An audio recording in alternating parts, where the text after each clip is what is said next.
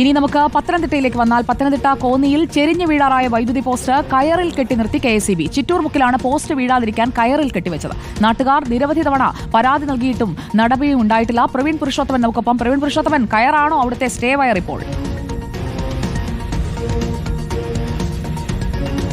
ഈ കാണുന്നതാണ് ആ ഒരു വിവാദമായിട്ടുള്ള വൈദ്യുതി പോസ്റ്റ്.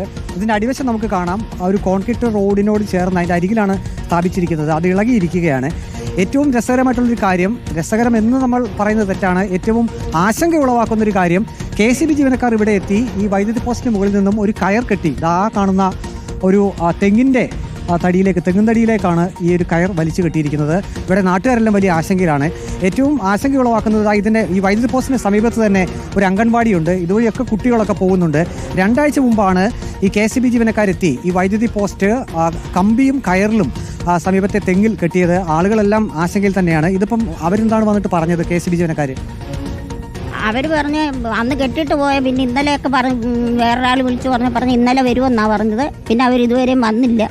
ഈ കയറിലും കമ്പിയിലും ഒക്കെ ഇത് നിൽക്കുമോ ഈ വൈദ്യുതി പോസ്റ്റ്? നിൽക്കത്തില്ല സാറേ, നിൽക്കത്തില്ല. ഈ പോസ്റ്റ് പോയി എത്ര പോസ്റ്റ് പോകുന്നറിയോ? ഇവിടെ അംഗൻവാടി ഉണ്ടല്ലേ അടുത്ത് തന്നെ, തൊട്ട് തന്നെ ഉണ്ട്. അടുത്ത് തന്നെ അംഗൻവാടിയുണ്ട്, കുട്ടികളുമുണ്ട്, ടീച്ചർമാരുണ്ട്, അവരെല്ലാവരും ഉണ്ട്. അവിടെ ആ സ്ഥാനത്താണ് ഇപ്പോൾ ഈ പോസ്റ്റ് ഇങ്ങനെ ചരിഞ്ഞു നിൽക്കുന്നത്. ഇവരെന്തുകൊണ്ട് ഉത്തരവാദിത്തപ്പെട്ട് ഇത് ഒന്നും ചെയ്യുന്നില്ല? ഈ KSEB ജീവനക്കാർ എന്താണ് പറയുന്നത്? നാട്ടുകാർ തന്നെ വൈദ്യുതി പോസ്റ്റ് മാറ്റണോ അത് അവർ മാറ്റിയിടുമോ? മെയ് 29 നടന്ന സംഭവമാണ്. ഒരു പ്ലാവിൻ്റെ കമ്പ് വീണ് ഇത് ഇളകി മുന്നോട്ട് വീണതാണ്. അതിനുശേഷം 3 ദിവസം കറണ്ട് ഇല്ലാതെ ഇവിടെ ഇരുന്നു.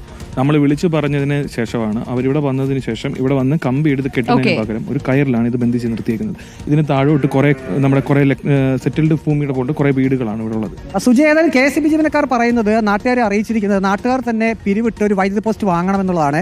പക്ഷേ ഏറ്റവും ആശങ്ക ഉളവാക്കുന്നത് ഈ ഒരു കയറിൽ ഈ വൈദ്യുതി പോസ്റ്റ് നിൽക്കുമോ എന്നുള്ളതാണ്. ഇതിപ്പോൾ നമ്മൾ അടുത്ത് നിൽക്കുമ്പോൾ വിചിത്രമായ ഒരു സംഭവമാണ്. പ്രവീൺ ഒന്ന് മാറി നിന്നോളൂ.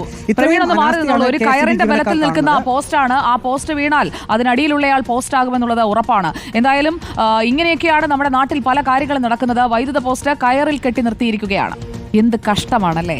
ഇതൊക്കെ അധികൃതർ ഒന്ന് ശ്രദ്ധിക്കുമെന്ന് നമ്മൾ പ്രതീക്ഷിക്കുന്നു.